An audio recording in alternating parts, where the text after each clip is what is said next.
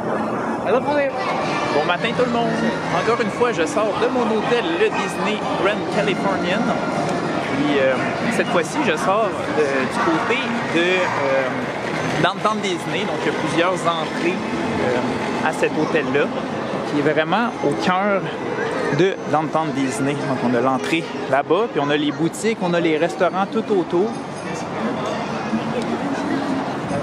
Donc ça fait en sorte que c'est un hôtel quand même bien stratégique pour autant, si vous avez regardé ma vidéo sur Avengers Campus, j'ai sorti de l'hôtel puis j'étais directement dans le parc, autant il y a une porte aussi vers Downtown Disney.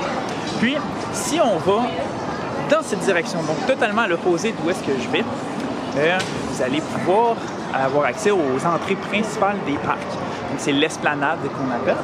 Mais pourquoi je m'en vais dans cette direction-là aujourd'hui? C'est parce que je vais vous montrer une autre façon épique de rentrer dans le parc de Disneyland. Et cette façon épique, c'est bien sûr par le monorail qui arrive à la station justement. Je vais aller prendre.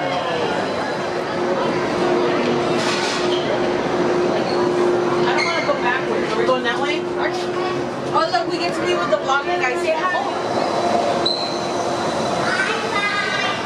Et cette fameuse station du monorail se retrouve au bout de Downtown Disney, donc vraiment tout près du Disneyland. To those of you who have just joined us, welcome aboard the Disneyland Monorail.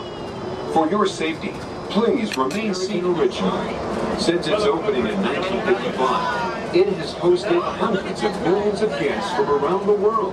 It's the Submarine Lagoon, where you can dive into a fantastic underwater adventure aboard the Finding Nemo submarine voyage. Across the way.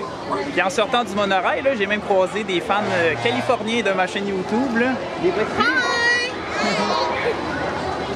Mais ce qui est vraiment génial, c'est que l'entrée à Disneyland en monorail se fait en faisant le tour du Matterhorn Bobsleigh. Donc on voit Tomorrowland, on voit Fantasyland. C'est vraiment très cool. Et ce n'est que le début de notre journée épique à Disneyland. Puis pourquoi je dis journée épique? C'est parce qu'aujourd'hui, on est là pour s'amuser, on fait plein d'attractions, on essaie des nouvelles choses. C'est ça, je vais vous montrer en fait des façons peut-être différentes de faire les parcs, de les voir, de les expérimenter. Et à Tomorrowland, croyez-moi, non seulement la musique est épique, mais l'univers également. Oui, Space Mountain est différent de la version qu'on connaît en Floride. Là, on est assis 2 par 2 côte à côte. Mais une aventure magique se fait en famille. Donc, l'attraction que je veux commencer par vous présenter, c'est le Buzz Lightyear Astro Blaster. Battle stations. Report to the flight deck for immediate launch. To infinity and beyond.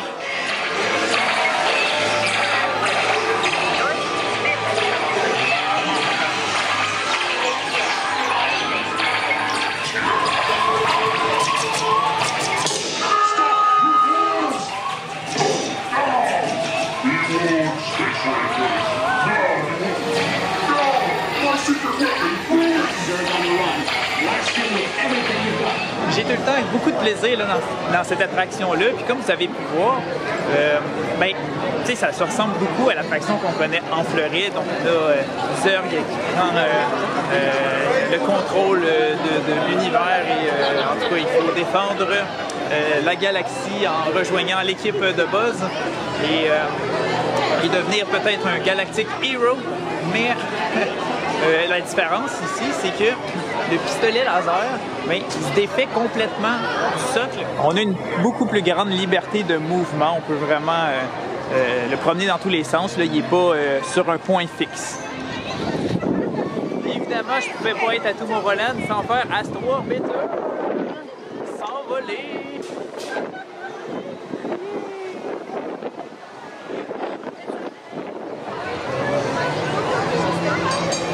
Et ce que j'adore de Astro Orbiter ici en Californie, c'est qu'il est vraiment à la sortie de Tomorrowland ou à son entrée. Donc on a vraiment une belle vue du hub et du château lorsqu'on fait cette attraction-là. Évidemment, on a donc la vue sur Walt Disney, ce grand visionnaire qui aimait beaucoup l'idée du futur. Par contre, on va quitter le monde du futur puis on va faire un bond dans le temps parce qu'on s'en va directement à Frontierland. Évidemment, qui dit journée épique va bien sûr dire Big Thunder Mountain Railroad. La version Disneyland a un revirement de situation explosif en cours de route, là. C'est à essayer.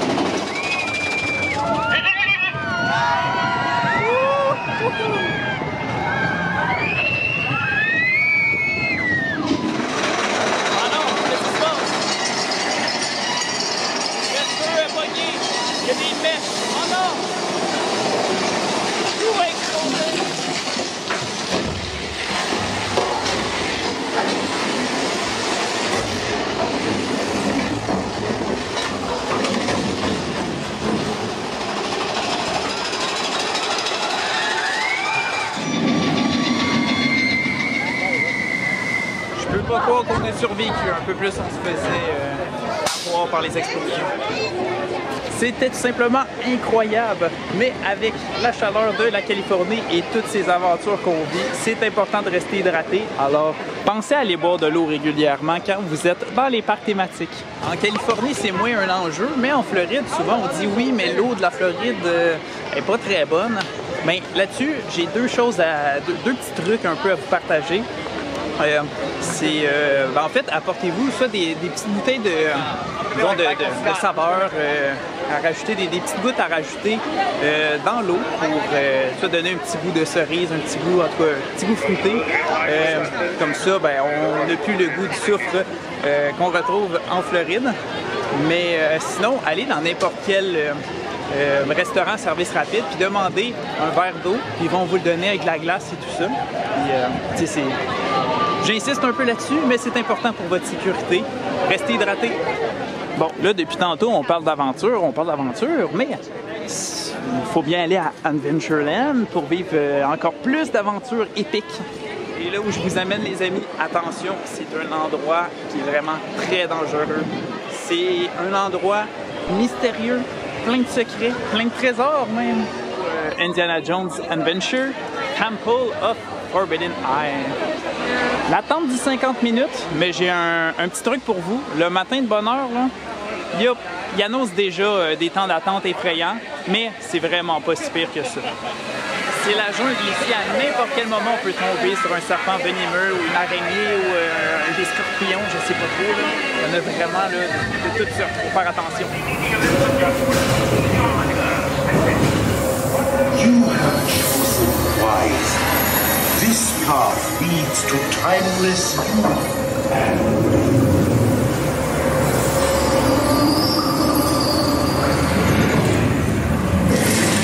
you looked into my eyes.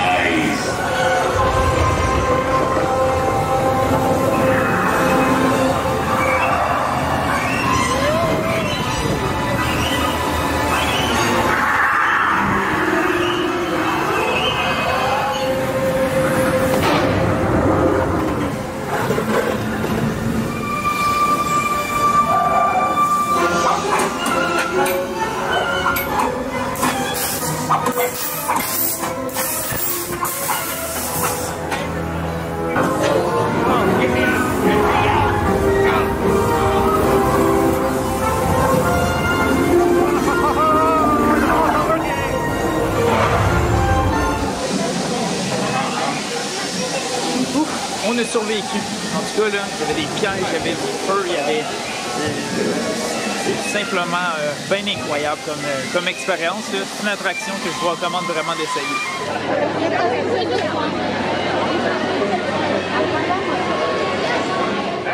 Mais malgré toutes ces péripéties épiques, on veut peut-être avoir un petit peu de nostalgie maintenant parce qu'après tout, on est à Disneyland. Disneyland, c'est le parc de la nostalgie. C'est là où est-ce qu'on va retrouver tous les classiques, toutes ces attractions originales là, que Walt Disney a imaginées lui-même. Et évidemment, pour vivre toute cette nostalgie, quoi de mieux que d'aller se chercher une petite collation? Et là où je m'arrête, c'est pas au Ice Cream Parlor. Non, bien que c'est un classique pour moi habituellement, mais aujourd'hui, c'est du popcorn que je vais aller chercher.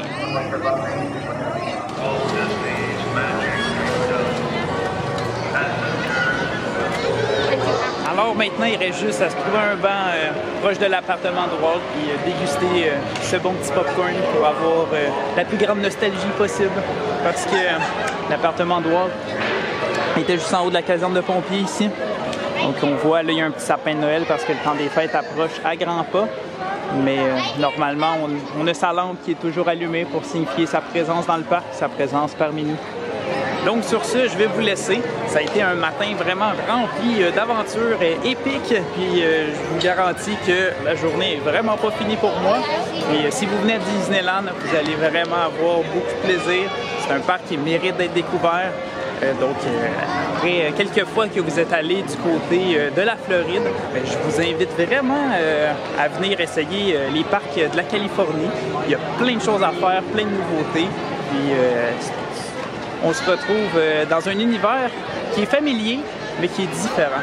Donc, pour vrai, venez essayer Disneyland. C'est tout simplement fou ici.